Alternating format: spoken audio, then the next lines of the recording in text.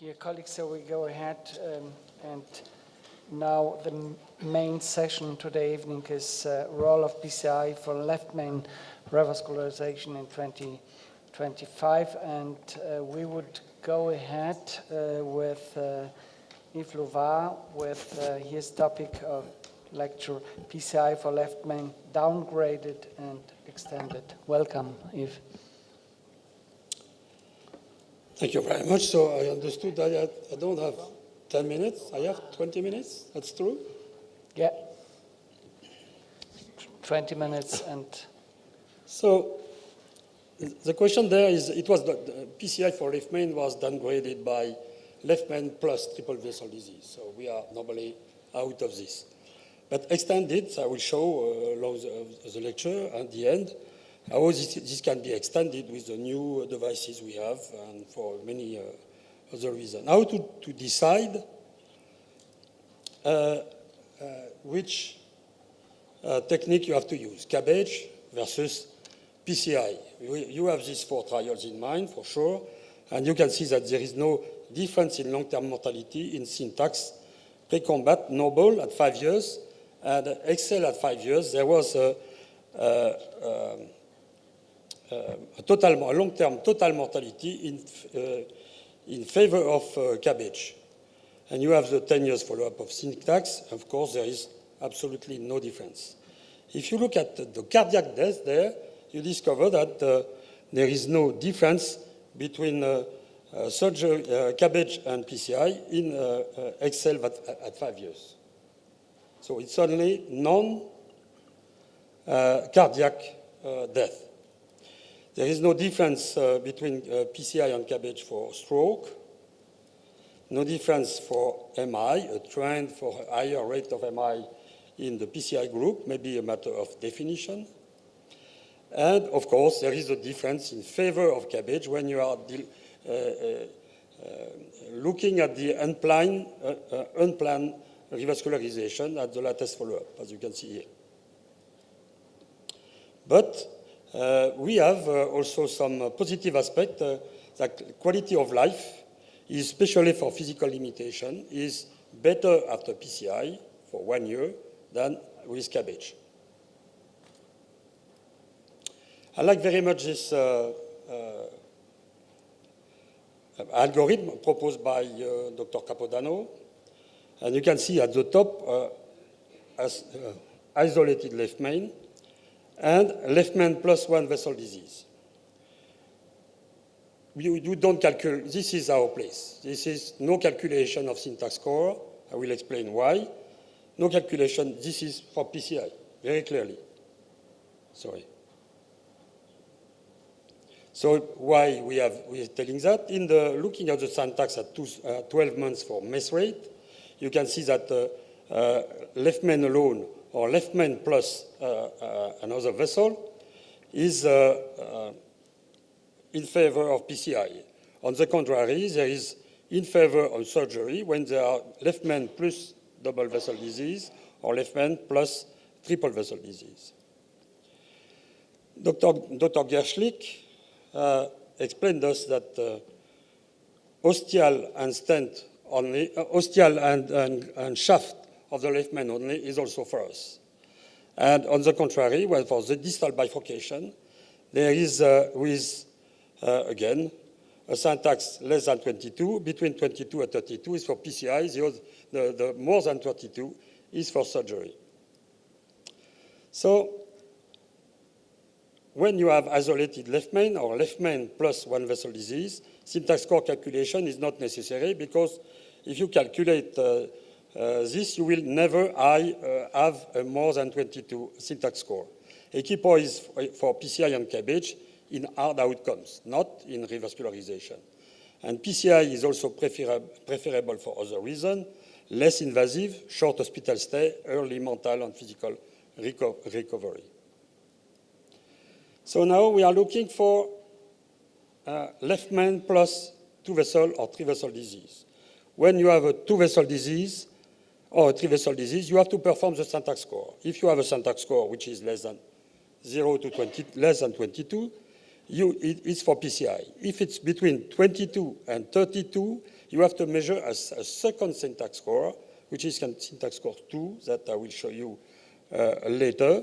And we have to follow the recommendation, PCI or cabbage, to be discussed with surgeon. And cabbage is better than PCI when it is recommended, you have to do cabbage. So you know the syntax score, I won't explain that. There is now a syntax score 2, which is giving you, introduce some clinical data from the patient. And when it gives you the anticipated mortality at 4 years. So here you have, for example, syntax score 35.9 for PCI and 32.4 for cabbage. And the mortality is 10.9 and 8.3. So this is equivalent. So you have to decide cabbage versus PCI with the surgeon. So outcome of when we are taking care of different sex, you can see that there is a difference in clinical outcomes. That's MACE, I think. Yeah. So there is a difference of MACE only in men and only at 1 year. And at 3 years, there is no significant difference. So when you are taking care of a patient with a diabetes mellitus, you have an increased rate of MACE. When in the patient without diabetes, there is no difference. But for both, when you are doing cabbage and PCI, it doesn't make any difference, diabetics or not. This is a 3-year outcome for PCI versus cabbage in patient with and without kidney disease. So there is in chronic kidney disease, there is a difference in mortality, as you can see here, and in favor of cabbage. And probably this is related to the way we treat patients with PCI, especially the use of contrast medium. And here, when you have COPD, it's like for diabetes. Of course, having a COPD is creating more, have an influence on the prognosis after PCI and cabbage, both, but there is no difference between PCI and cabbage with or without COPD. So there is a third now syntax score, was proposed by Patrick Saris, following all this data that were collected from the patient. The name is syntax score 2, 2020, and is now predicting 10 years death and 5 years MACE. And what is interesting is that this can be applied in angiography or in a CT scan. You know that Patrick Saris and a group of colleagues also are very much involved in using CTCA, even to perform surgery or even to perform PCI. So I think this is interesting to have this predicting factor. So when you have left main plus double or triple vessel disease, you have to calculate the syntax score. When it's less than 22, this is for PCI. When it's more than 22, then you have to calculate syntax score 2. When syntax score 2 is set in favor of PCI, of course you have to do PCI. When syntax score 2 is equal for both techniques, you have to go to the art team. And when the syntax score is in favor of cabbage, you have to do cabbage. And this is important. So the art team discussion is planned revascularization technique and respect. I will just speak about it. Center interventional and surgical result. This has to be, when you discuss with the team, the art team, you have to take into account the local result in the center. And you have also to take into account the cardiologist and or surgeon experience. They normally in a big center, they are able to give the result of the two techniques. So this is a paper by Modolo saying that if you don't follow the recommendation of Cabbage, you can see that there is a 4 years all-cause mortality, which is very different. So it's important to try to convince the patient when you have this recommendation of Cabbage, it has to be followed. Yeah, another factor, which is known since a long time, is about the presence of the incomplete angiographic revascularization, especially present in a total occlusion patient. And you can see that even for Cabbage or for PCI, when you are leaving an incomplete angiographic revascularization, there is a difference in estimated event rate. So this is MACE rate. This is an interest for expanding the procedure, the PCI procedure. I think it can be important to stage a left main procedure, including left main, not left main only, of course, but with several other lesions. And when you are involved in a very complex procedure, it's probably better to stage a procedure, this is shown on the left at the bottom. Very clear difference with trying systematically to do complete revascularization in only one procedure. So I was speaking about the quality of the center, so just to show a result from Syntax trial, a long time ago, Syntax trial, you can see that this comparison of Taxus and Cabbage, stent Taxus and Cabbage, all the centers are not on the median line. You know, some ones were very bad in PCI, so others very bad in Cabbage. As you can see, 100% of reintervention. So this is important to remember this. Again, when you have a discussion with your team, you have to speak about the local result. And also, for the individual is exactly the same. Oh. No, it's not moving. Yeah, this is a paper by Bokzu, is very well known now. When you are comparing experienced operator versus less experienced operator, experience being 15 cases of left main a year for 3 consecutive years. So you are experienced if you do that. When you are not experienced under that, at the follow-up of 3 years, the all cardiac death is multiplied by 2. So experience is part of your development of interventional cardiology. And I think if you are not reaching the 15 left main in a year, it's better to have a mentor or to ask one of your associates to involve you in this activity.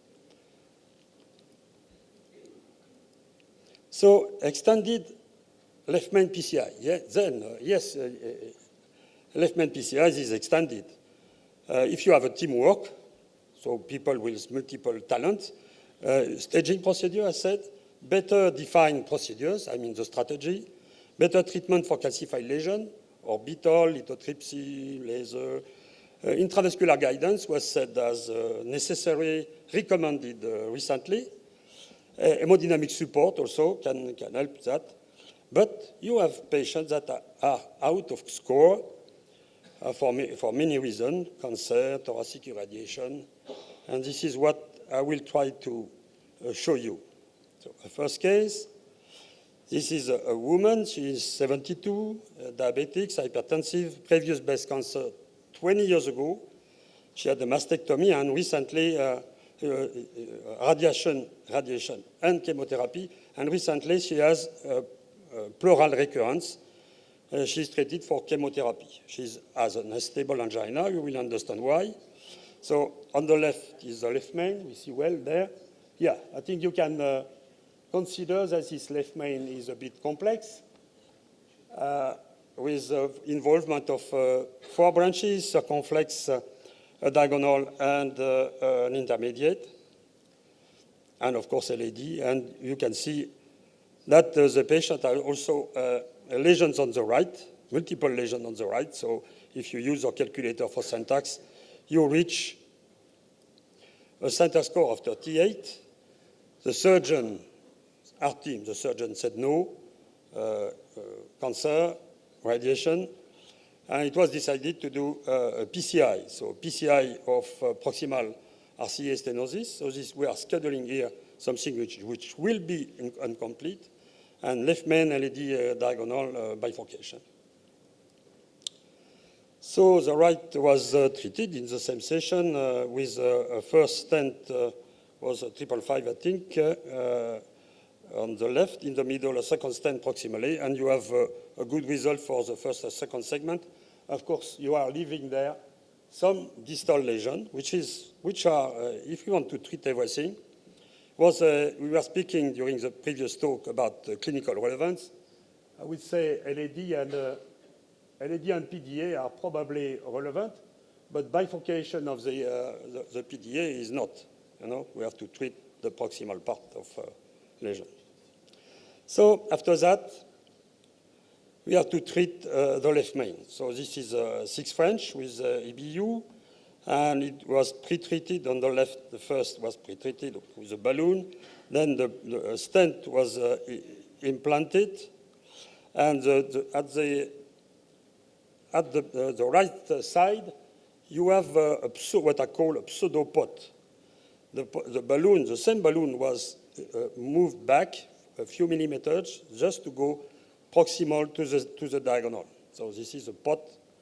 We give, at each bifurcation, you give different diameters, because you know that the coronary vessel is tapering because it's branching. At each bifurcation, the diameter is decreasing. So next step, a pot. I put a stent which was clearly too small for the left main. A pot. After that, wire exchange, and a fourth wire to protect the intermediate. 6 French. Kissing of LED diagonal, then kissing of left main and circumflex. After that, stenting at the ostium of the circumflex, as you can see. Of course, this is T-stenting. We try to do the perfect T-stenting to put the marker, depending on position, the marker on the balloon, to putting the stent exactly at the ostium, not 2 millimeter more, not 2 millimeter back. You will do, if you do that, you will do a T-end protrusion. And to end the procedure, a kissing between LED and circumflex. Yeah, with the result here. It seems that the circumflex result is probably imperfect, so I added, and especially I was reinforced about that, using the stent enhancements, which is something that helps you to see if the stents are on the wall, a kind of IVUS of the poor, and you know how poor we are in France. So I see that the end of the left main and the segment with close to the diagonal was not fully expanded, so I did another in the middle, another pot, avoiding to touch the carena, which is very important. And at the right side, we see the final result. So we considered that this was the adequate treatment for this. We were thinking about if the patient has still chest pain, we can go back for the distal right. A second case, quite surprising, a patient with 60 years old, pneumonectomy for cancer again in 2012, so a long time ago. It's recent, it's last year. Diabetes mellitus, dyslipidemia, active smoking, you know, after pneumonectomy. So recent cardiac failure, but the ejection fraction the day before the procedure is 47%. Creatinine clearance, 49, which is also something to take in mind. This is the angio. So we see very clearly on the left and on the right tight, long lesion in the circumflex. You can see that on the right that, yeah, there is a diffuse disease in the left main. If you look at the LED 2 centimeters forward or 3 centimeters forward, you see that the LED is at least double or even triple the diameter of the left main. So very clearly this is a diffuse disease. And on the left side, we see also that there is an ostium lesion in the LED. So again, not so complex lesion, but okay, this is 111. And there is an intermediate vessel. Huh? So after that, it was the left main is not seen very clearly, but it was seen in a CT scan that I cannot show you, is calcified. The left main is calcified, very calcified. Oh, not moving. Oh, yeah.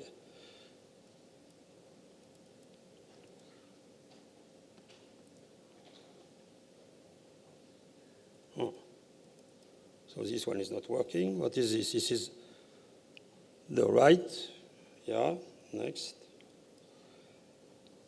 So it was sent to surgeon, or the surgeon chose to do it. I don't know exactly the history. But, you know, during the surgery, despite costal resection, it was impossible to graft the LAD. This was related to pneumonectomy. So the heart is completely lateral. I don't know which side, but this is a difficult problem for everybody, or even for interventional cardiologists. So the patient moved directly to the surgery room, to the cath lab. Thierry Lefebvre is there waiting for the patient. And he put a stent in this proximal right. And after that, he moved to the LAD. So I show you here 3 shock waves. A shock wave in circ, a shock wave in left main, and a shock wave in LAD. The 2 last are in 3.5 millimeter. The first is 3.0. So this is something that we had not before. This is increasing the number of patients for PCI. This is this, you know. And after that, he implanted a stent from the lesion. The longest lesion is in the circ. And this is not the name of the artery that gives you, this is the main vessel. The main vessel is you have to look to the bed. And so he implanted his stent from ostium of the left main to the circumflex. After that, he was doing a pot. Of course, the diameter is a 3.5, yeah? So he was pot by a 5.0. And after that, he stented. He did a stenting on the LAD, and you see the stent enhancement again, which can be very useful to position your stent, and deployment. And after that, a tracing. You know what is a tracing? This is invention of Thierry Lefebvre. When you are putting 3 balloons together, inflated, this is a tracing. And the last pot was done, again, not touching the carena, and this is on the right final result. Thank you.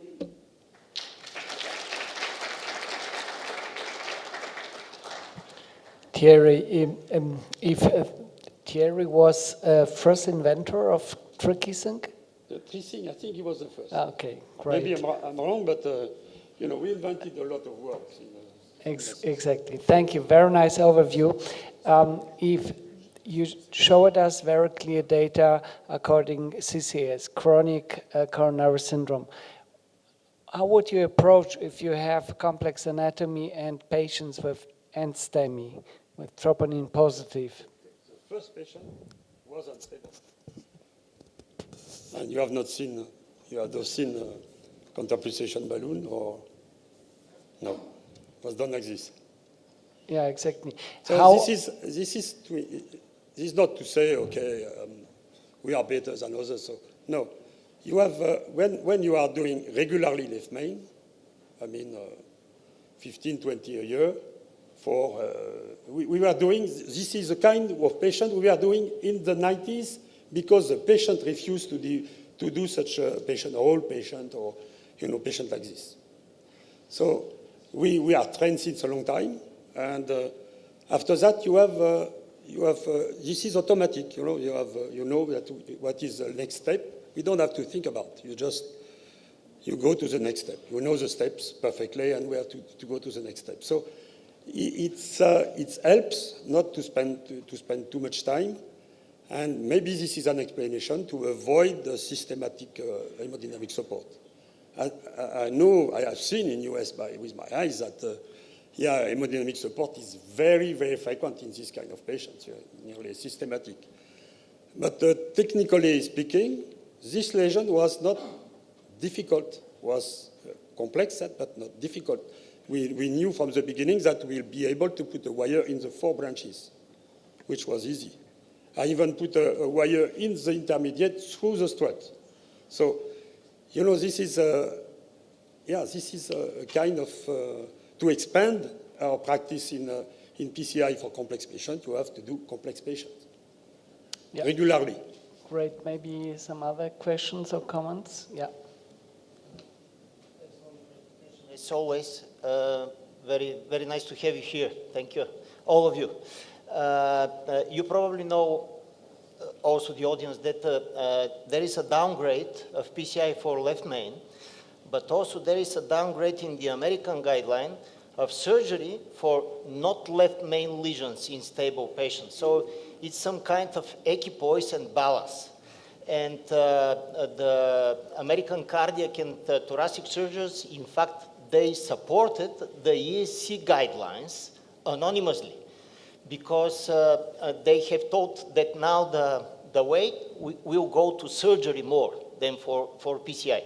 But you showed very well that there is an expansion of our practice, and there are many, many reasons for that. It's technology advancement, like you mentioned several times, shockwave on left main level. And our society, the PCI society, we have better and better outcomes into the daily practice. And like you have shown, in very complex cases, multiple disease and left main, definitely we have a better and better results. And the results of trials like the Excel are some kind of outdated. So, because, yeah, definitely. And in fact, the guidelines were... Stent distortion, 6%. Exactly. And the guidelines were based on outdated trials. So the patient I showed was not for surgeon because of cancer. Absolutely. So not only... probably without the cancer, in our team, we would have decided to send this lady to surgeon, for sure. There is, after X-ray probably treatment, no change for the distal right, because they don't put graft on PDA or on PLA or in bifurcation of PDA. But so we did something we considered as the treatment that the surgeon would have done. For That's why. One of the biggest advancements is the heart team, first decision, and second, the inclusion of the patient within the heart team. This is also very important. Yeah. Thank you. One more comment, please. Yeah, you can speak. Oh. So I had a comment and a question. It's a good presentation of some very difficult cases. So the ESC guidelines last year said that for certain subgroups of left main disease, it was a class 1A indication. The American College hasn't shifted from a 2A decision. So now they are talking both ESC and ECATS, I think, are both talking about downgrading that left main indication to 2A, even for simple lesions. And I think it is mostly coming from the surgeons. So my question is, if it was at 1A, is it possible to do a left main lesion if you say this is 1A indication, I don't need the heart team, because both surgery and left main PCI are 1A indication, why do I need a heart team? So once it goes into 2A, then you always need a heart team. So if the objection is coming and the suggestion is coming from the surgical team to downgrade it, then you have to evoke again the heart team. So there may be a selfish reason. Something different from the what showed Dr. Capodano is that when you have more than 22 syntax score, you do the second syntax score, maybe the 2020 if you want. Then if the score is giving what you have to do. If it's less than, it can be PCI, can be surgery, or can be discussed because mortality is equal. So this is so we can remove the PCI from our team. Our team is for the two last categories. So and again, the difficult left main, the first one I showed, should have been proposed to the surgeon, to be very clear. I know we are able to do that. So, but we don't have data to tell, written data to tell that we can do this in routine. But you know, my practice and practice of Thierry, Bernard, and people very experienced, is that when we decide to do a left main, this is routine. We know what are the steps, normally. Of course. It is successful. Yeah. I can, I follow you, and I agree with you. Thank you so much. We have to go ahead with the next presentation. This will be Goran Stankovic, who will be online. Goran, I hope you are online now, and your lecture will be the role of intracoronary imaging during left main PCI. Goran, welcome.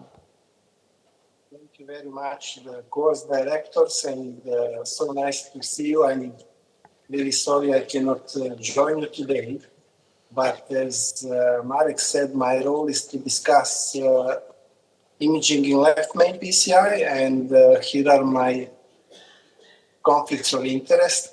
But I think the most important is that I'm board member and the past president of the European Bifurcation Club, and discussions and consensus documents of the EBC really have very strong impact on my presentation. So for years, we know multiple big registries that consistently show the benefit of IRUS guidance for left main PCI.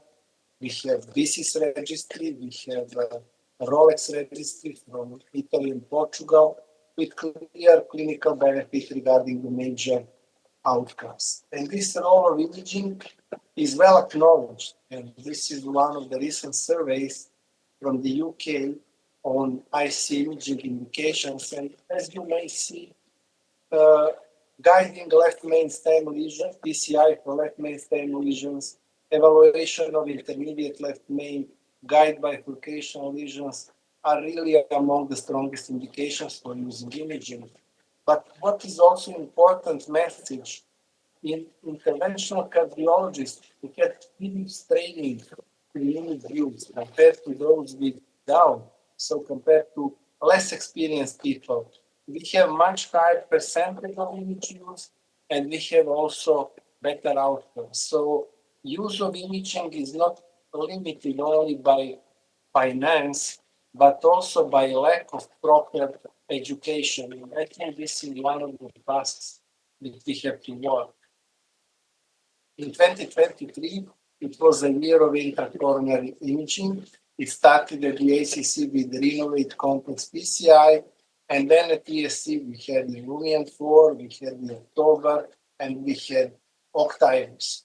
And this, I think, really potentiated the benefit of use of imaging in complex PCI, especially in Renovate in unprotected left main coronary artery disease.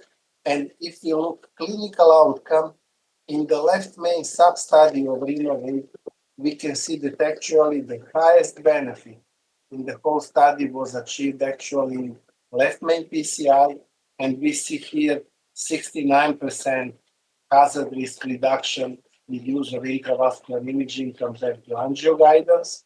And this was confirmed in meta-analysis of 18 studies, even extending to mortality and cardiac mortality. What was surprising, at least for me, is that for true bifurcations, there was no documented benefit of imaging compared to angiography guidance. The study which actually provided the highest level of evidence for class 1A in left main and bifurcation PCI is the October. 1,200 patients, 600 and 600 angiography guided PCI versus OCT guided PCI, with 15% IVUS use in the angiography guided use, especially for the left main. And I think this biased a little bit the results in the left main study. Also very important in the October, 2/3 of the lesions were treated with two-stent technique. But with these considerations, the main finding was that at 2 years of follow-up, there was clear 30% reduction in MACE, in OCT guidance compared to geography guidance, and that benefit was mainly in one stent strategy. There was no benefit in two stent strategy. So with publication of Greg Stone in the Lancet, 22 randomized trials, 16,000 patients, at 2 years of follow-up, there was really clear reduction in hard endpoints, mortality, cardiac mortality, MI, TLR stent thrombosis, NEMI, and target lesion failure. And as I mentioned, the most recent ESC chronic coronary syndrome guidelines gave for the first time Class 1A for intracoronary imaging guidance by either IRIS or OCT for performing PCI on anatomically complex lesions, in particular left main, through bifurcations and long lesions. But this is not the end. This is actually a long way to go to implement this. If we try to split the results from the studies of image guidance versus angiography guidance and just put bifurcation and left main sub-studies, we can see that in Renovate, as I mentioned, unprotected left main clearly benefited from imaging. In the Illumian 4, small percentage of bifurcations and left main, there was no benefit of imaging. In the October, there was no benefit in the left main. Most people comment that it's because IVUS was used in a large percentage of left main PCI in this study, but the benefit was in one stent compared to two stent strategy. And last year at ESC, Occupy was presented, also showing no benefit for bifurcations, but again, clear benefit for the left main. So if we look these studies, at least my opinion is that we have clear evidence for left main PCI and the role of image guidance to improve the outcome of the patients, while the use of imaging for true bifurcations outside of the left main is not really clearly convincing. And European Bifurcation Club from the beginning works on covering all the areas of importance for bifurcation treatment. For example, in 2018, we published with Gary Means a document on intravascular ultrasound used for left main PCI. And in 2019, together with Japanese Bifurcation Club, we wrote a joint consensus on the OCT guidance for bifurcation lesions. And now the last project, actually ongoing one, is a consensus statement that we work together, EBC, with European Association of Percutaneous Coronary Intervention, EAPCI. And you can see here the list of the board members from the EBC, representatives of EAPCI, but also group of international experts. And I'm convinced that with this document, we will really help people better use image guidance for bifurcation PCI. And I'll share just few ideas from this document with you. This is still not ready for publication. But for example, pre-PCI, we use imaging to determine the landing zone with plaque burden less than 50%. Then to determine stent technique, which is important to consider circumflex disease. Then to use imaging to select appropriate stent platform, considering caliber discrepancy, and to determine the length of the stent, meaning that we need to leave enough length of the stent for the proximal optimization inside the left main. And for example, it's important what are the considerations when we speak about two-stent technique. We need to really document extensive and diffuse disease of the circumflex, more than 10 millimeters, side branch calcification requiring advanced plaque modification techniques, or high risk of side branch closure with large territory at risk. And we have also De La Torre Hernandez, who gives some quantitative measurements for the preference for two-stent technique, which is significant ostial circumflex disease by IVUS with MLA less than 4 millimeters squared, documented presence of the calcified nodule or presence of layered plaque. When we speak about discrepancy in the left main, you can see in this OCT fly through that actually there is a step down in diameter at every bifurcation site. And this step down in diameter requires appropriate selection of the stent platform according to maximum overexpansion capacity. And data by Finet and Derimay presented at TBC 2023 really show that in the largest platforms, most of the currently available stents can be expanded up to 6 millimeters, which should be suitable even for the large left main PCI. And when we select diameter, it's recommended to use it based on image assessment. And this is just sub-study from the October showing that imaging evaluation showed larger selected balloon for pot, and also OCT had similar, even numerically lower rate of complications, perforations.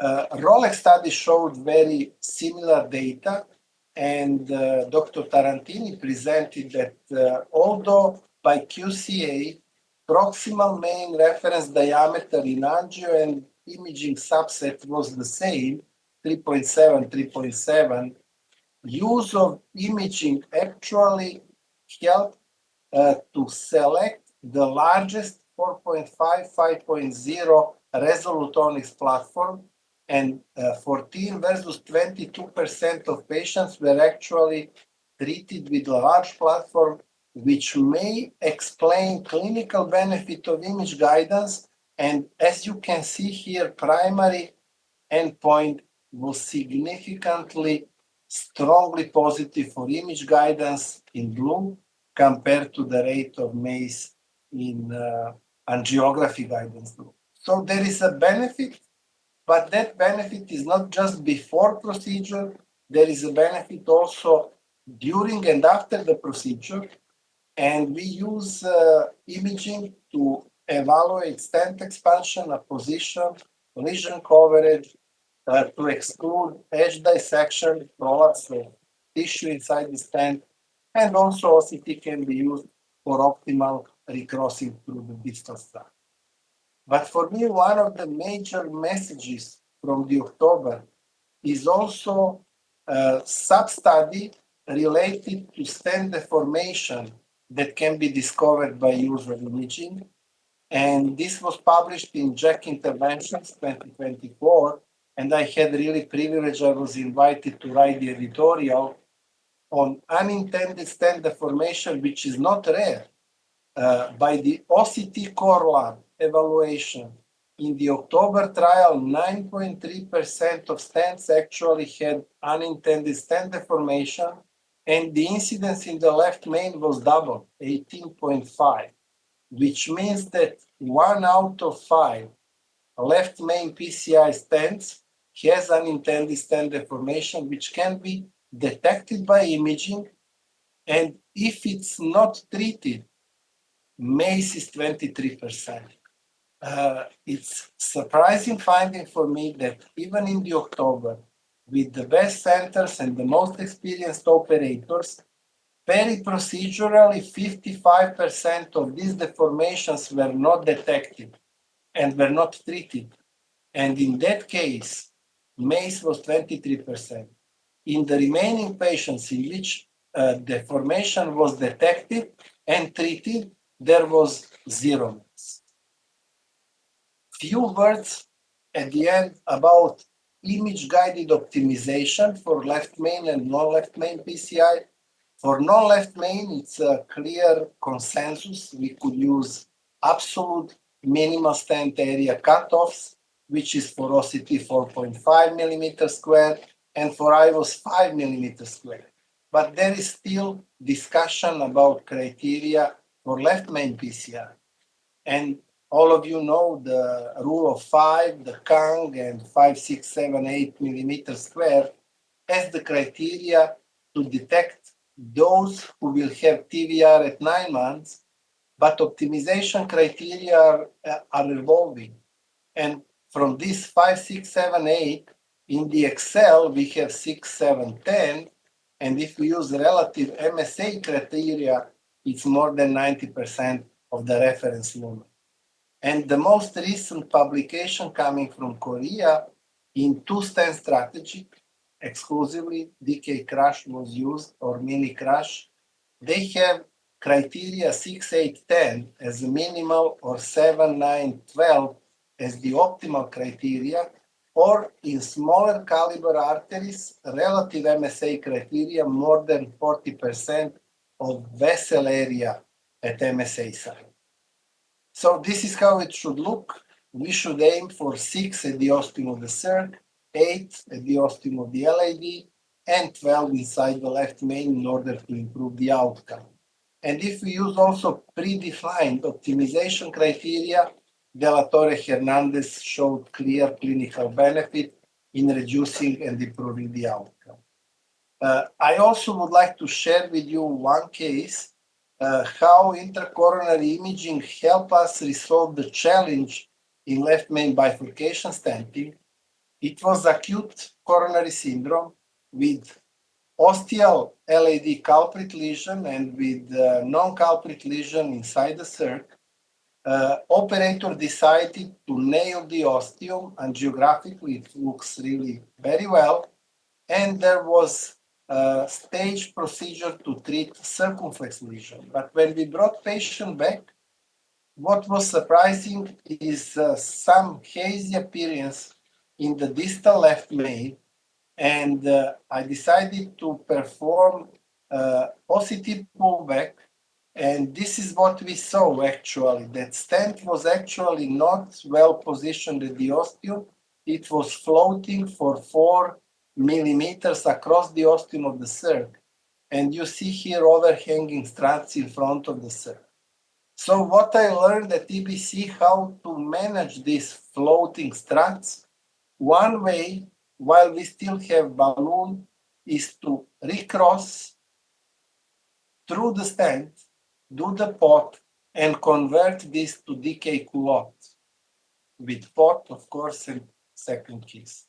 The other way to correct is to use bigger balloon and then just crush everything and convert to internal crush.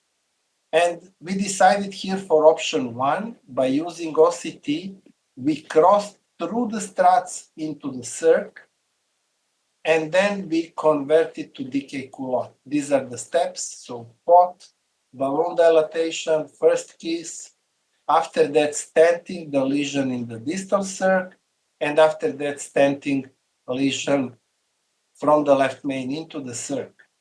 Second pot, sequential high pressure LAD and circumflation, then second kiss, and finally the third pot and final angiographic and final OCT result.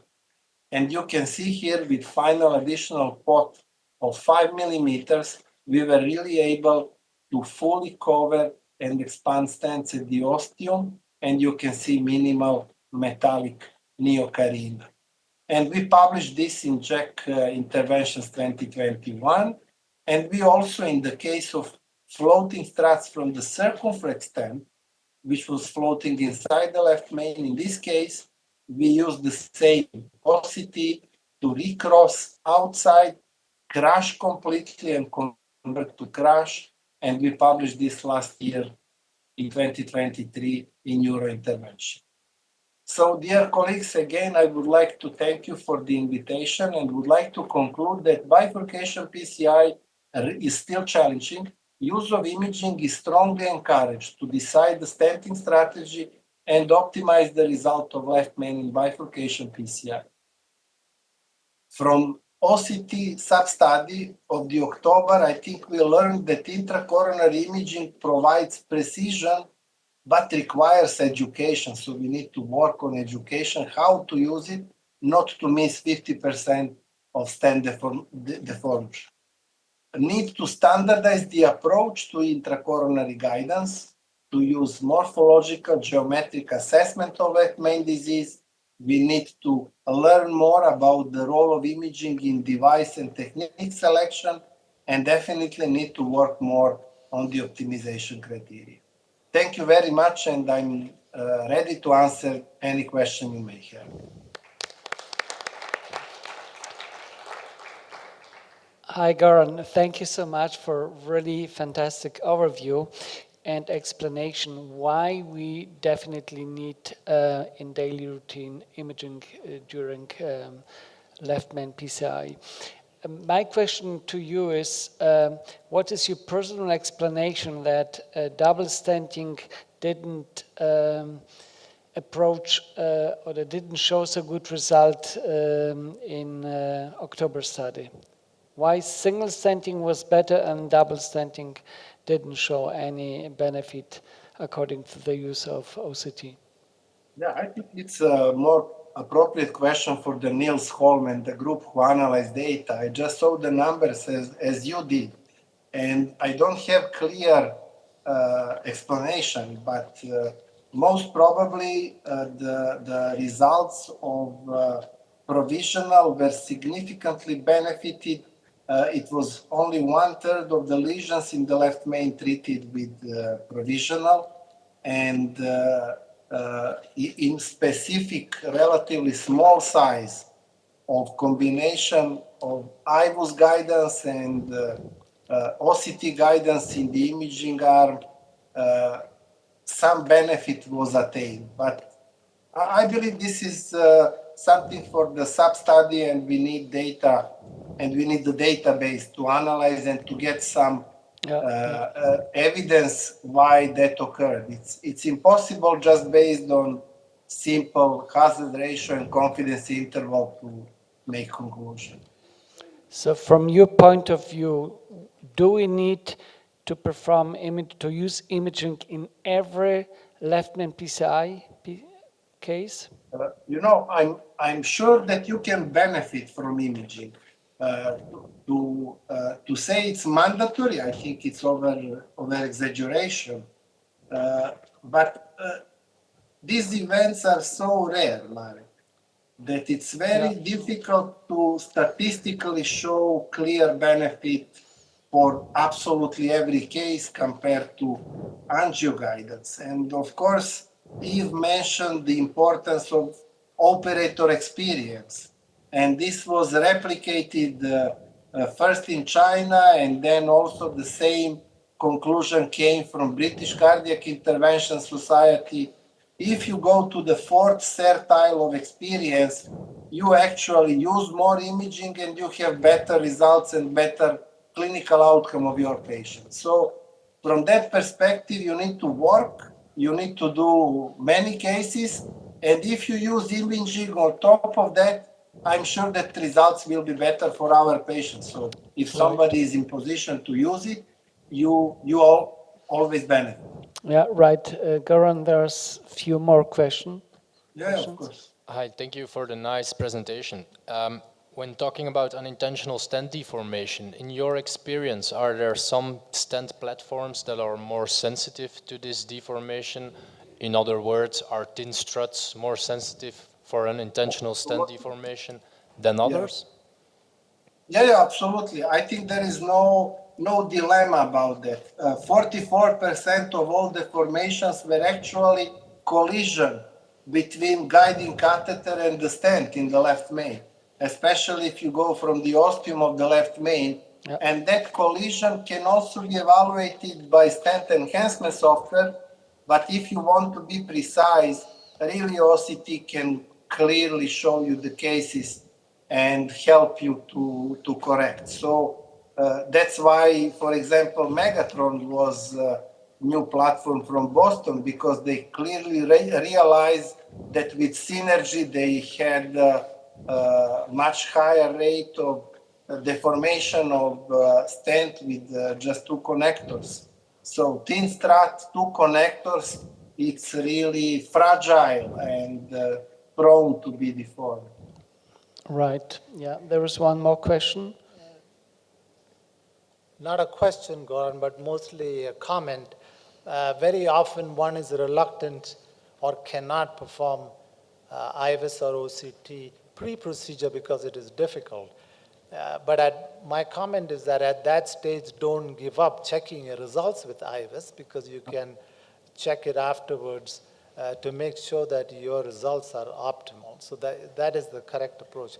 I think if there wasn't a question of maybe lack of training or finances, most interventionalists would do IVUS on a majority of left main. Don't you agree? Absolutely agree, Yeah, Ram. it's societal. Yeah, And and then your case is that you transmitted to golf from your center, I think clearly documented the experienced hands, new technologies like shockwave and orbital can really expand the indications in left main PCI with the use of imaging. right. Yeah, okay, there are no questions anymore. Dear Goran, thank you so much for your time and wonderful presentation. Thank you. Thank you. Have a successful Thank you and see you meeting, soon. and best regards to Marek. Valery and Marek, Dobrin. Bye please, bye. dear Goran, I'm here and one- Sorry. really, Valerie. we're really very pity that you are not with us.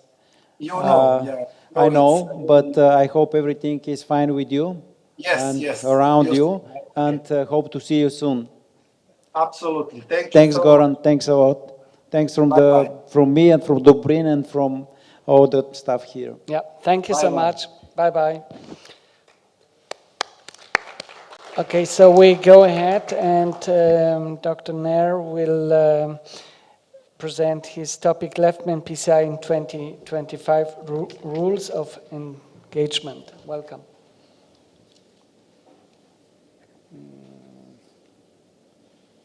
This is the pointer? Yes. And can you show my first line? Okay. And this is the razor. Oh, razor. Oh, I can do it there. Okay, and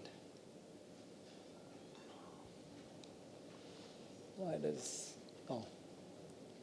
Okay, so my job is to talk about left main PCI in 2025, and you've already heard from very qualified interventionalists the indication for PCI versus bypass surgery. You heard techniques, some techniques with IVUS and the importance of imaging in left main PCI. You're going to hear more about stent techniques in left main PCI. So my job turns out to be a little bit of a summary of all of this and then my own nuances as to what to do.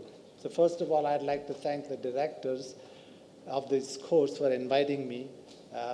My 5th year here, and along the way I've made many friends, and I hope to make many more friends in the future. So my talk will consist of a brief introduction, PCI versus CABG. We already heard a lot of it today, but I'll summarize that. PCI techniques, I'm not going to talk a whole lot about them because Dr. Ferenc is going to talk about that. I'm going to talk a little bit about complementary tools. I missed the pointer. Which is the pointer, the middle one? The bottom one. I'm sorry. Top. Yes. Okay.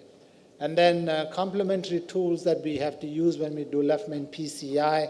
And then, of course, we'll summarize how we approach an individual patient.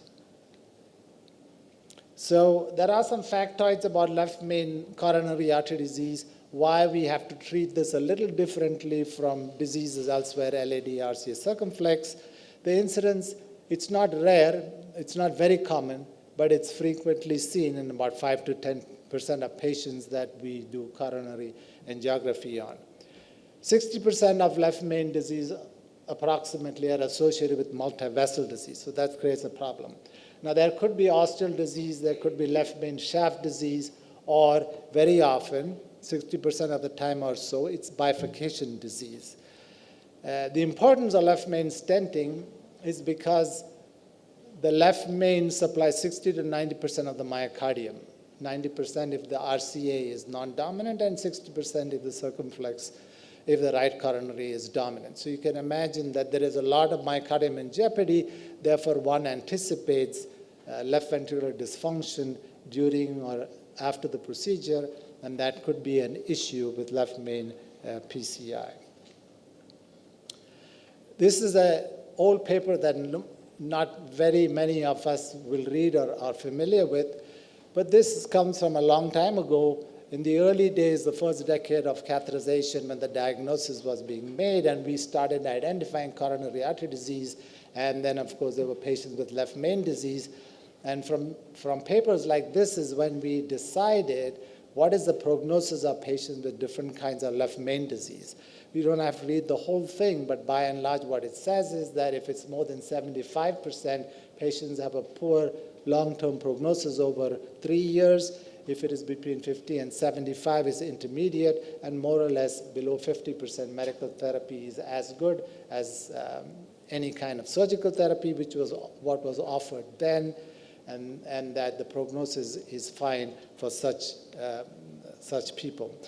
This is from the VA cooperative bypass surgery study, and again, they looked at patients that were randomized to medical therapy and surgical therapy, and based on this, it was felt that, again, the intermediate group of 50 to 75 did okay, but prognosis was not that great. Below 50 was okay, and above 75, patients did poorly long-term in terms of mortality, and therefore something needed to be done, and the only approach to revascularize these patients those days was bypass surgery. And from then on, we accepted that whenever we have significant left main disease, 50% or more, you need to offer them bypass surgery, and bypass surgery became the class 1 indications in most recommended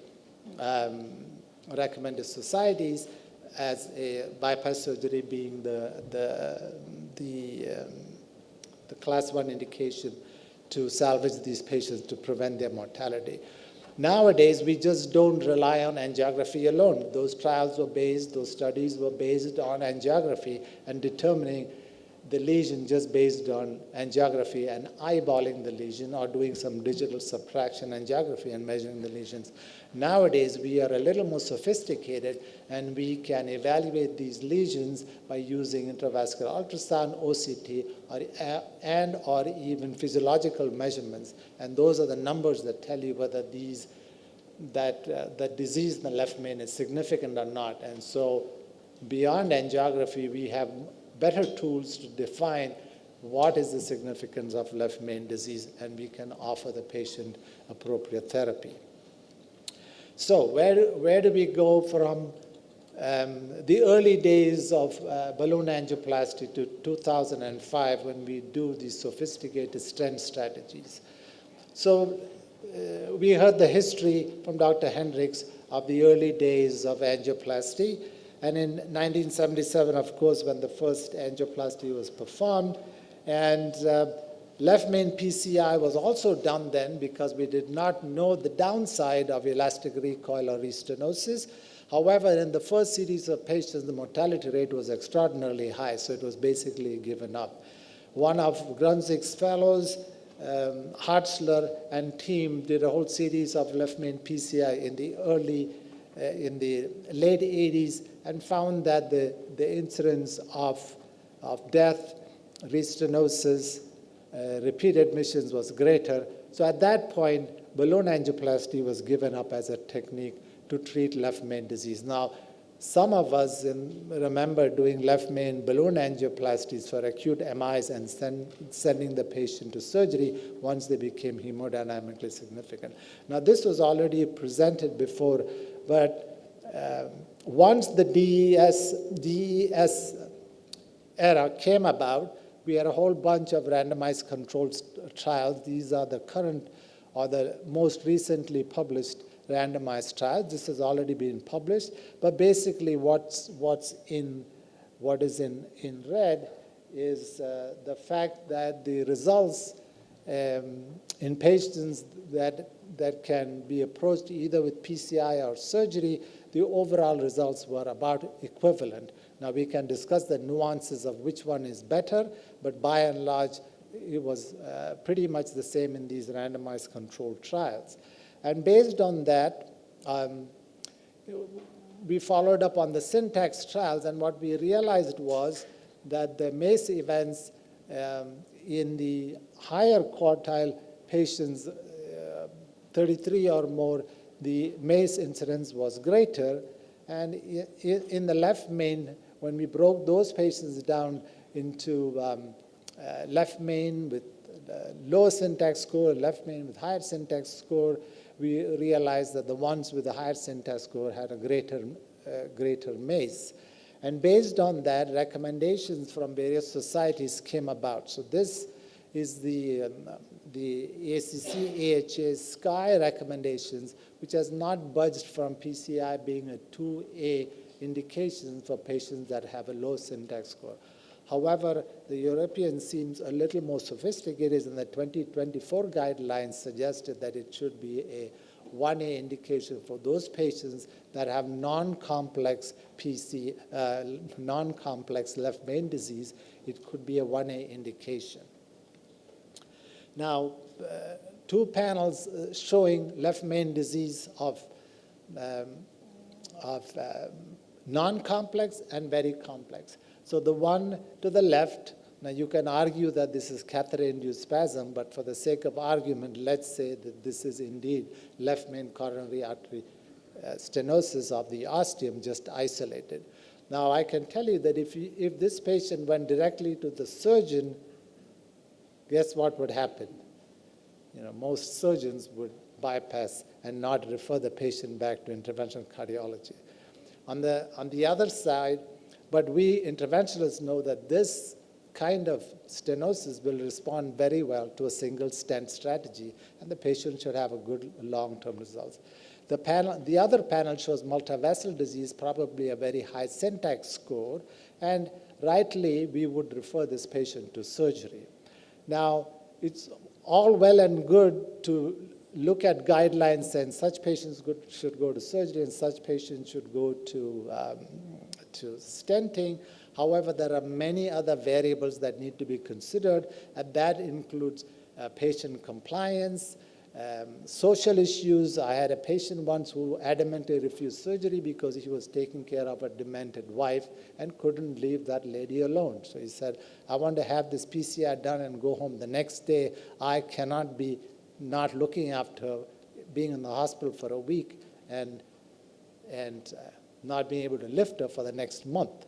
So there are such issues. Then there are issues with compliance. So the patient with the ostial left main cannot take DAPT because he has drug addiction or has adamantly refused to take medications. Reluctantly, we will have to send this patient to surgery because it is unlikely that we would recommend PCI and no DAPT in left main stenosis. So these things need to be taken into account, just not follow guidelines. So this is a very busy slide, and this is a take-home message, and this is the approach to left main disease. You can decide based on anatomy, clinical criteria, where the patient should go. But in all this, the heart team is very, very involved. The heart team, in all practicality, I don't know what everybody's experience is very difficult to have on a interventionalist, surgeon, general cardiologist, and patient discussion. It almost never happens. The last thing you want to do is give the patient a mixed message of three cardiologists arguing amongst themselves. So you need to discuss this patient before and then approach the patient. But this does not happen very often.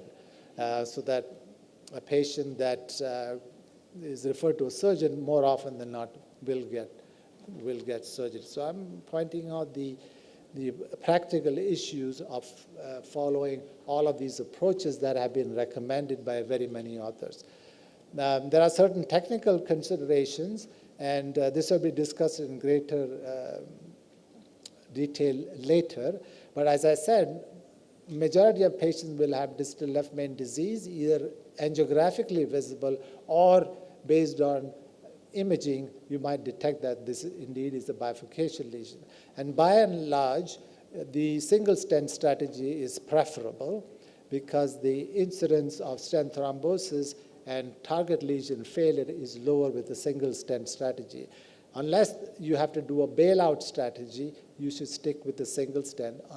And if there is a dissection or compromised flow with patients having symptoms, then you may have to convert to a two-stent strategy. And in that situation, also, for the provisional stent, if you put two stents in, the TLR rate does go high. And as you mentioned, IVUS or OCT imaging are very, very important in these issues. Now, if you want to approach a patient with two-stent strategy, by and large, it's because the side branch is significantly involved by 70% and it's relatively long. So you may want to approach these patients with a provisional two-stent strategy. Another scenario is whether you need to modify a plaque in the left main. You can identify calcification based on fluoroscopy or previous CT scan. During the procedure, of course, you can identify calcification by doing intravascular ultrasound, more often, rarely, OCT. And if you diagnose a certain degree of calcification, one needs to pause and decide whether we need to modify this plaque. If you don't modify the plaque appropriately, then stent deployment, stent expansion may be difficult, and you may waste more time getting that stent appropriately expanded afterwards than by deciding whether you would do plaque modification before. Now, if you have a high degree of calcification, rotational atherectomy or orbital atherectomy may be used. Less calcification, more fibrosis, you could do a scoring balloon. Now, there is a shortcut to all this. If you see 30 to 60 degrees of calcification, one could use a high-pressure balloon 1-to-1 ratio and see if there is appropriate balloon expansion. And if that happens, then by and large, you can be guaranteed that your stent will expand appropriately. Now, when you use a rotational atherectomy or directional atherectomy and you have to wire both branches, that is not possible. So you take the risk of losing the side branch because you cannot protect it with a wire. If you use a cutting or a scoring balloon, that is possible. If you use intravascular lithotripsy, using two-wire technique is possible. But if you use any of these devices, you just have to realize that you're going to be spending a lot more time in the left main creating ischemia, and the patient could become hemodynamically or electrically unstable. So one needs to take that into consideration. We already mentioned the use of IVUS. A lot of our contemporary randomized trials for left main did use IVUS, and therefore they had these rather good results when you compare it with CABG. Another scenario when you're treating with left main disease, because there is a lot of myocardium in jeopardy, there could be left ventricular dysfunction, is whether one needs to use LV support device. The best way to make that decision is if you can evaluate the patient's status before the procedure is being done. So if you do an echocardiogram and you notice that the left ventricular function is good, then most likely you will not need a support device. If the left ventricular function is bad, and you do hemodynamic measurements of LV or pulmonary artery with a pulmonary artery catheter, and you find that the patient is somewhat compromised, then you may have to have a low threshold to put a left ventricular assist device. A balloon pump may be the least invasive, but not very helpful. An Impella that gives you flow of 5 liters per minute may be reasonable. ECMO is the final step on patients that are extremely unstable, who are either having an acute MI or recovering from acute MI or a very unstable ACS with electrical and hemodynamic instability. You may want to use one of these devices before you start the procedure. It makes the procedure a lot safer and a lot easier for us to perform and get the optimum results. This is my concluding slide. There are other scenarios that one could spend a lot of time discussing. Protected left main, it's very, very easy to discuss. Protected left main is like any other PCI because you already have a graft either supplying the left circumflex or the left anterior-descending artery. Not a big deal.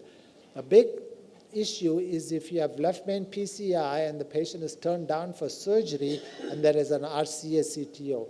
This can be a long discussion as to which vessel to do first and what happens if you fail doing this CTO PCI of the RCA.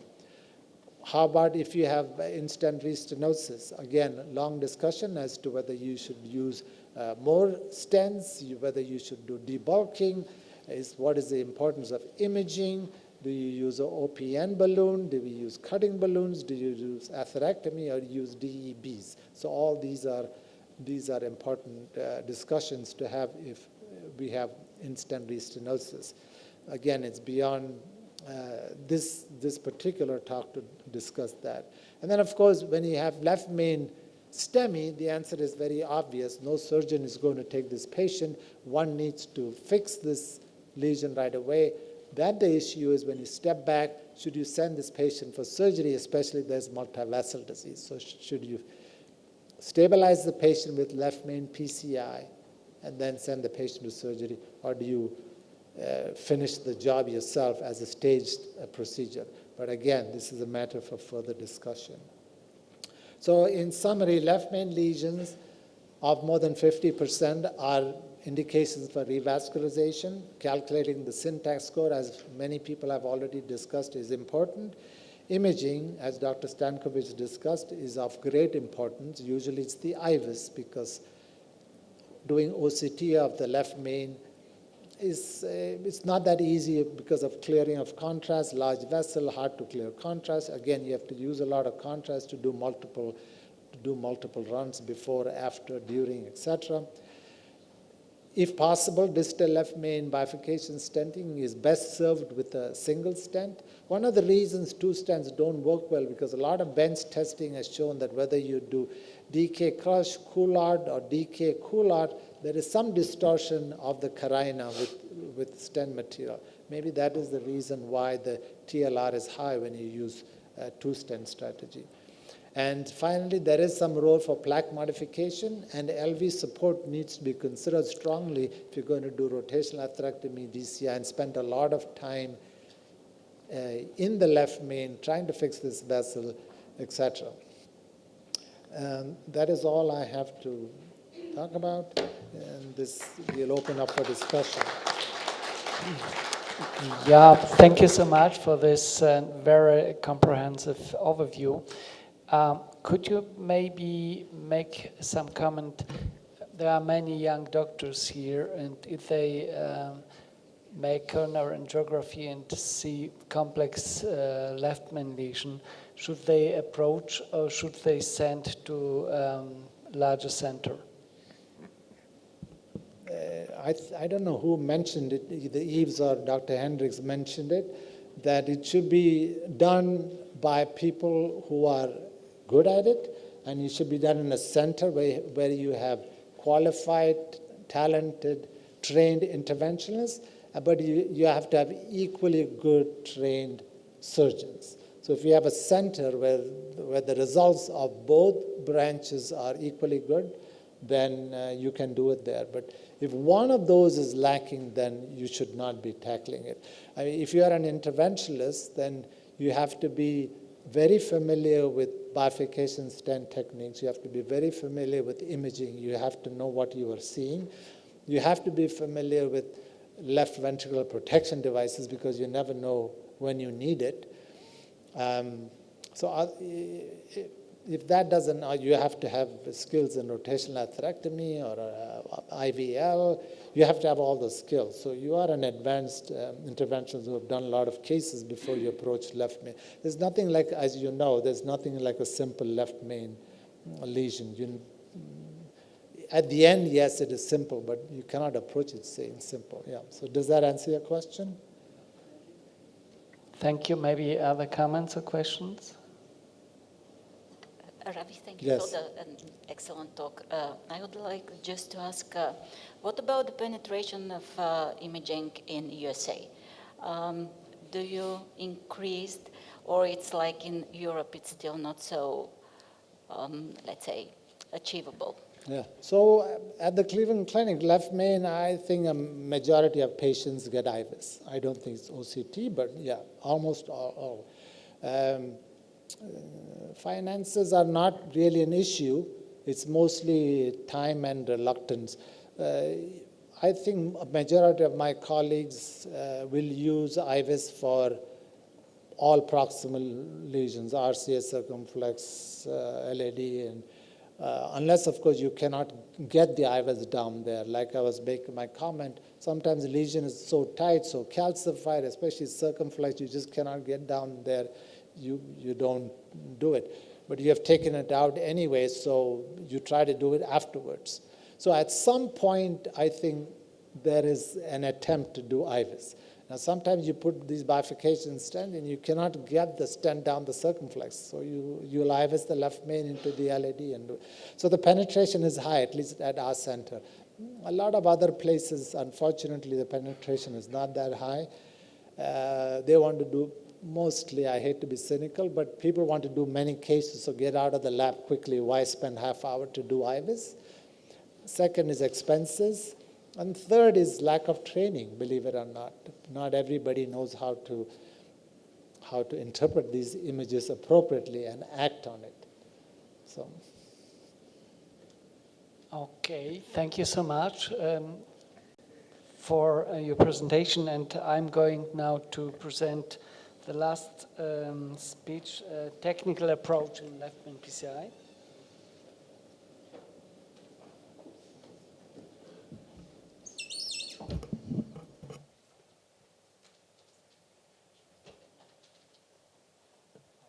Thank you for the invitation, and I'm happy to be again in Sofia.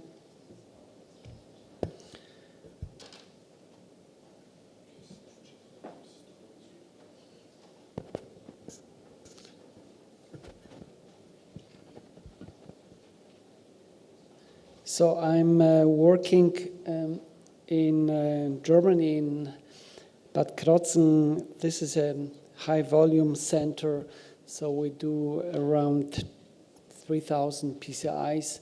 I personally do every year more than 200 left main PCIs. So it was very nice lecture from Goran, and he finally suggested to use imaging in every case. I personally have the option to use, indeed, imaging in every PCI. We have in Germany reimbursement. However, I'm doing this in around 20% max. So it means if I have feeling I'm not perfect with the result of something is not perfect, then definitely I'm going with imaging. But I'm quite skilled in technical approaches.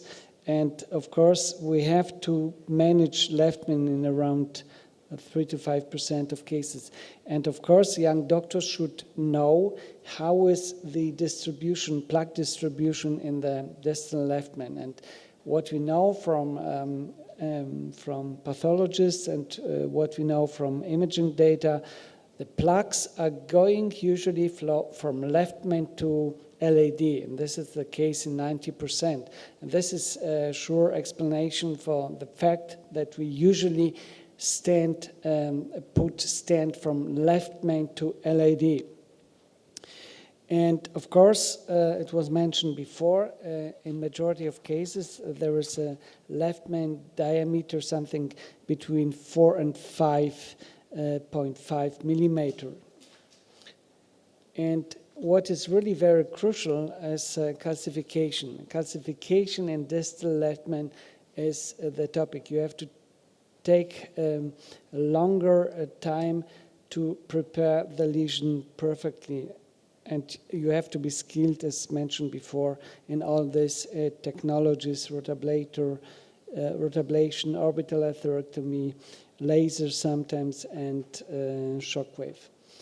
So this is a just example, if you have complex anatomy and very calcified lesion, so you have to manage this adequately, particularly if you have severe reduction LV function, then you have to do this particularly with impeller protection.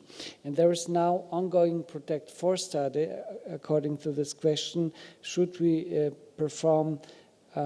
should we use protection in complex anatomy and patients with reduced LV function? PROTECT 4 study is ongoing and will address this question.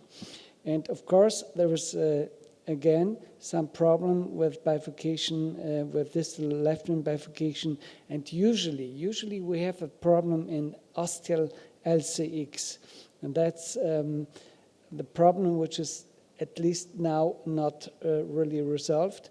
What I do in my daily routine, I try to avoid LCX stenting. Nowadays you can use just plain balloon, or nowadays you can use drug-coated balloons. And of course, if you have drug-coated, if you have instant stenosis, of course, primary goal will be to use drug-coated balloons. There are some clear data showing there is, at the moment, the best data, as mentioned before, for Dickey crush if we approach a distal left main. This is Dickey crush 3 study compared Dickey crush with culotte stenting. You see, after 1 year, finally, there was significant benefit for Dickey crush. And there was Dickey crush 5 study, again, showing better results for Dickey crush as compared to provisional stenting. And we have a European study, ABC main study, and it was comparison stepwise provisional approach in distal left main versus systematic double stenting. And as you can see, we didn't show benefit for simple approach. However, it was clear message that even target lesion revascularization is lower if you go with one stent approach. And there is also data from Rolex registry, around 450 patients, and they could also demonstrate very low target lesion failure after 1 year, just by 5%. So in daily routine, we have all these technical approaches which are now in cath lab available. Provisional side branch stenting in the distal left main. As we saw the data from left main, ABC main study, the crossover is around 20%, so we can manage 80% of distal left main with one stent. This is benefit of this simple approach. TAP, TN protrusion, and culotte, nowadays Dickey culotte, both technical approaches are optional in distal left main. You can use it as a primary approach, or you can just try to stent with, to treat left main bifurcation lesions with one stent, and if needed, you put one stent more. And this is a benefit to Dickey crush. By Dickey crush, as per definition, you always have to use 2 stents. Always, first stent is going from left main, from main branch to side branch, and then you have to crush and following with 2 kissing balloon maneuvers. And of course, if you're working in a bigger center, you have to be skilled to manage all these difficult anatomies. Why? Because you can't send every patient to surgery. Finally, majority of our patients are older, they are really sick, and at least in our center, cardiac surgeons are not happy to treat such patients. Provisional side branch stenting is a very simple approach, and I show you just few data because I'm probably only one guy here in this room who was in Visible Heart in Minneapolis, and there is an option to train all these technical approaches in beating heart session. There is a pork heart, and you can use videoscopic pictures. You can use OCT. You can use angio. And I tested definitely decay crush. And to follow all the steps with OCT, every step was performed and check it by OCT, check it by angio, check it by videoscopic view. So it takes around 2 hours.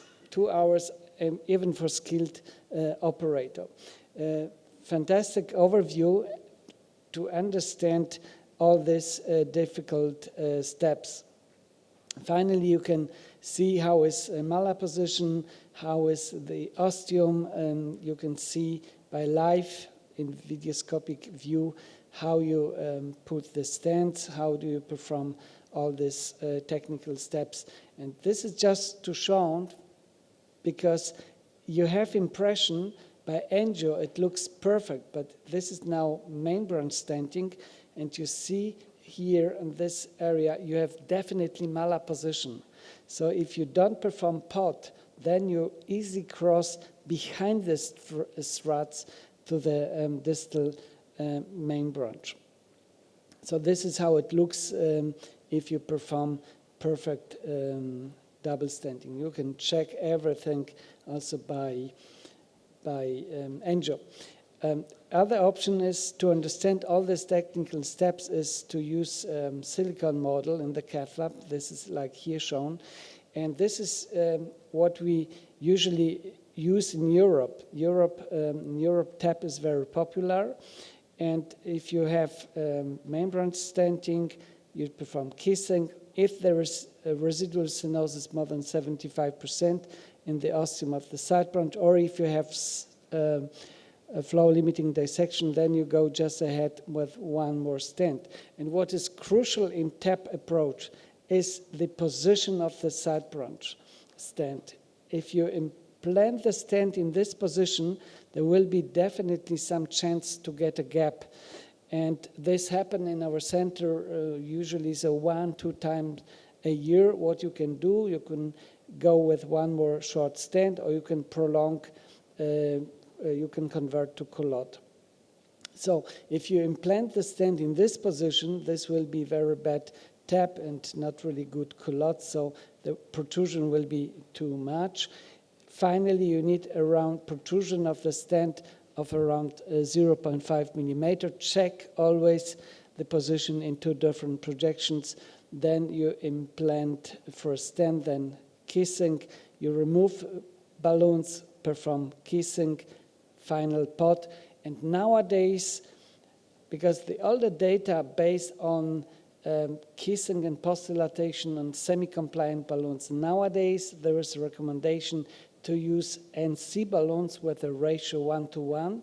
And what we recommend now to go with a high pressure post-dilatation with 20 atmospheres for side branch, then you deflate balloon, go with 20 atmospheres for the main branch, and then finally just final kissing with 12 atmospheres. Of course, following always with final pot. So this is how it looks.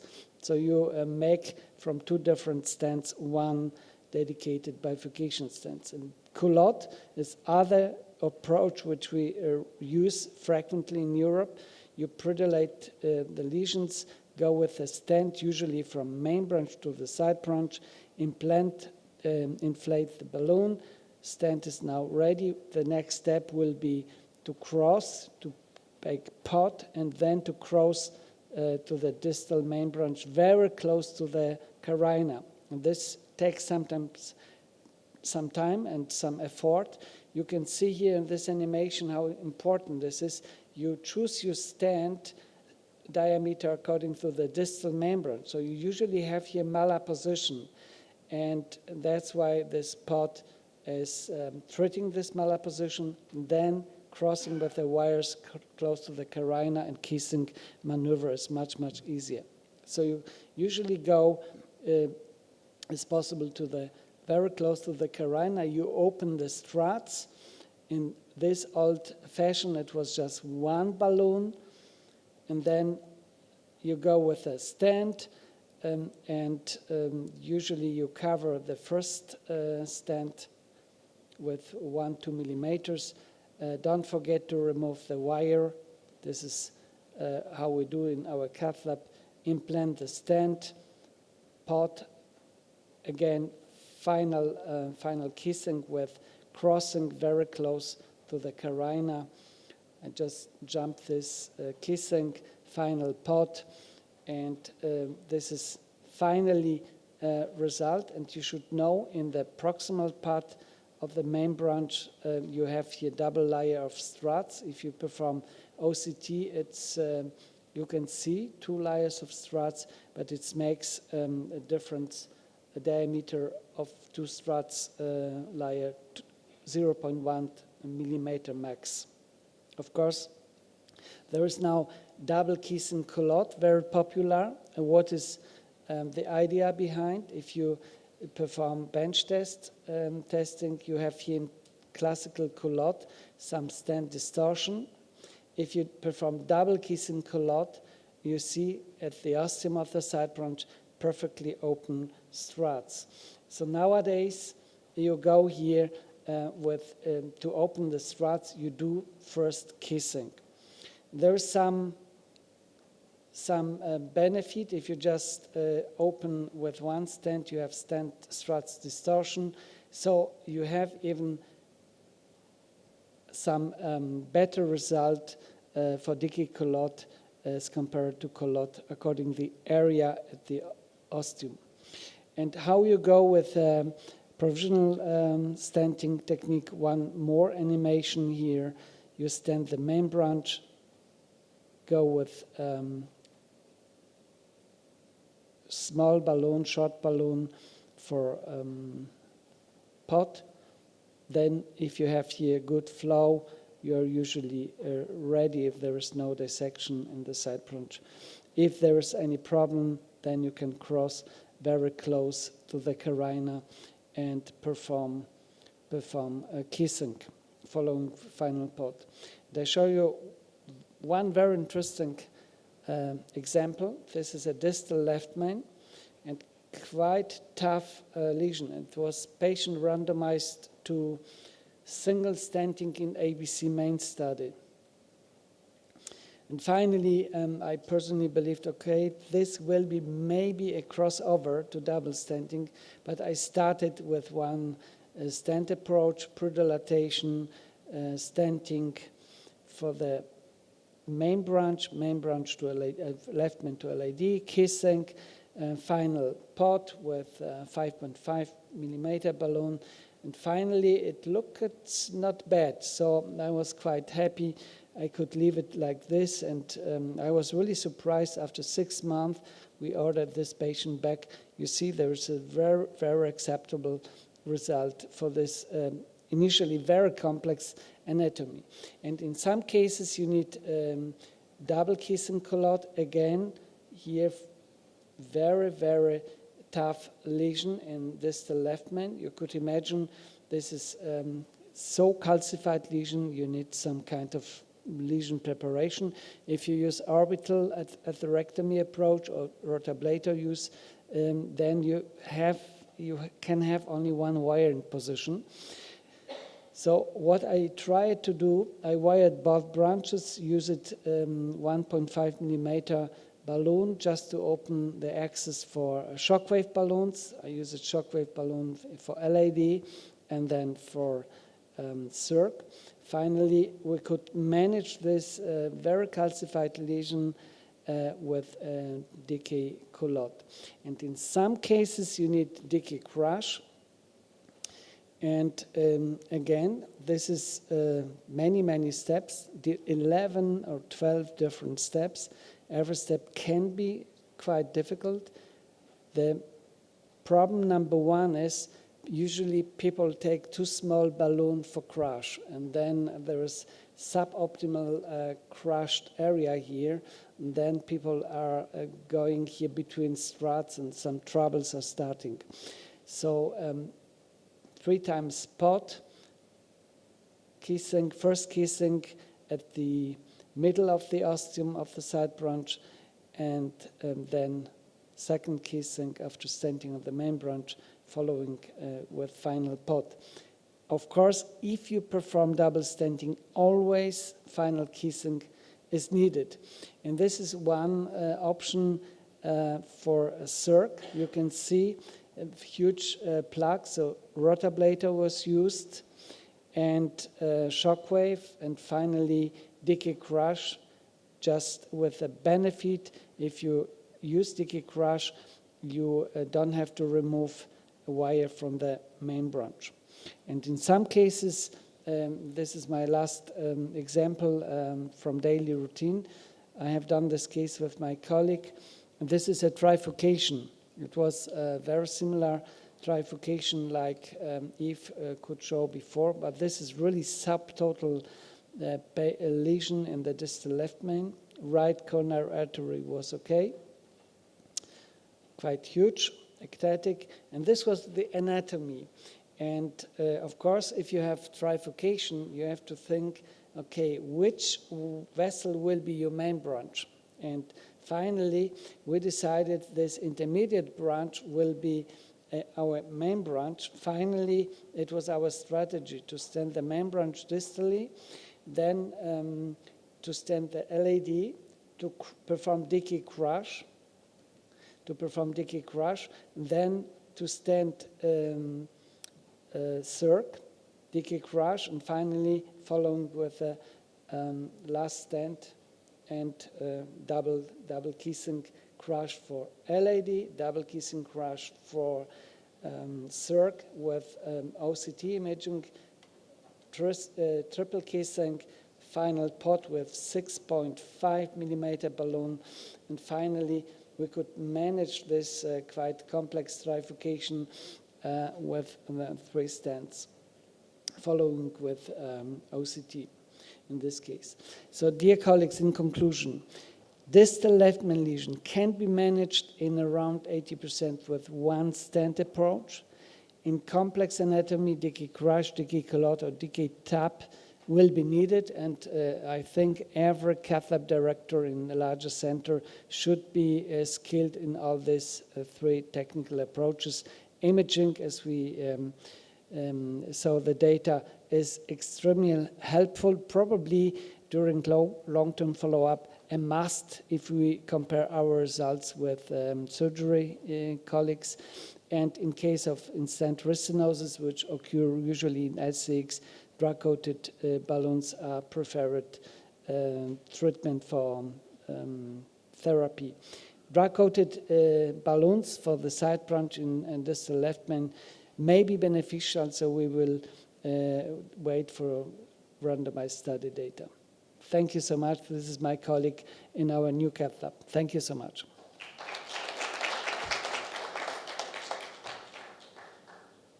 Yeah, I have some questions. one comment. I am absolutely not a fan of TAP.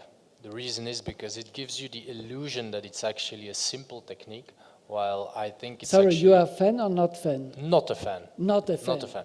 Because it gives you the illusion that it's simple, but actually what I often see is that it's done by operators who are afraid of doing decay crush or culotte and do it in not perfect scenarios. And they always end up with either not covering the lesion completely or protruding the stent. So what I always try to teach the fellows is to first learn decay crush or culotte very well, and then once in a while, if you have the perfect scenario for TAP, then do a TAP. But don't use it as a standard bifurcation treatment. That's my personal opinion. Yeah, we have compared decay. We have compared culotte with TAP in BBK2 trial, and we had 300 randomized patients, and the culotte was associated with lower in-stent wrist stenosis and with better clinical follow-up data. But we had in 300 patients, we had around 60 patients with distal left main, and in this very small subset of patients, we compared culotte with TAP. There was no difference. But yeah, I think it's a question how skilled you are. And nowadays, every cath lab has stent boost or clear stent function, and this is very, very helpful to, for positioning of the stent. So I've shown some cases, but I have to tell you that I've never done a decay crush. Never. Never. Not one. Also if it's a Not high one. volume operator. With Thierry, we were fan of culotte in the 90s, but at that time was not with regulating stent. So the restenosis was 45%, and we were treating, and presented that in the HA, we are treating that with double rotablation. So the technique I like very much is provisional. I'm using provisional always, or inverted provisional, which is completely forgotten. You go from the LAD to a quite big diagonal, and after that, for any reason, you can do the key, very important key, is to re-enter close to the carena. If you enter close to the carena, you project metal on the side branch, on the opposite wall, and you are creating the good result to do a perfect T-stanting. You have seen 2 T-stanting in the case I showed. This is the technique I use. So if you are not entering close to the carena, you are not projecting metal on the side branch. In this case, you are obliged to do tap. You are obliged to do tap or culotte. Right. Or culotte, but then I prefer culotte because it's more predictable. Maybe not in your hands, but in the general operator. The problem of culotte, as it was said very clearly, the problem of culotte is a double provisional. So the question, the objective is to go for the first stent to enter close to the carena, and for the second stent to again enter close to the carena. If you don't do that, you put a lot of metal on the carena. Right. Which is not good in tap, as you said. But Valerie, you have a question? Tap is a buyout technique when you start provision and you have not a good result in the side branch, which is very important. I mean, as a buyout, when you have provisional and the side branches with, let's say, not good result. And second, there was a study, please. I mean, there was a not recently, 2 years ago, they're comparing these 2 techniques from different studies, and they show different techniques of double stenting, double stent techniques in bifurcation. There was no big difference in mortality finally, and they proved that mini crush, even mini crush, which was done properly, of course, decay crush and tap and culotte were quite good with quite good results. There was some trend in which was interesting in culotte, as far as I remember, to increase the numbers of stent thrombosis. So we have, I can tell you, we have now from 300 randomized patients, complete follow-up for 3 years, and we had only 1 case of stent thrombosis, which was on the same day, acute practically, and during follow-up there was no case of stent thrombosis in 300 randomized double stenting patients. Guys, I think that this discussion is endless. And I propose to continue this discussion during the faculty dinner. Okay. Okay? Yeah. Thank you so much. We are just in time for the first time for many years. And I think that the good place for continuing this discussion without boring the audience is the faculty dinner, okay? Okay, thank you so much.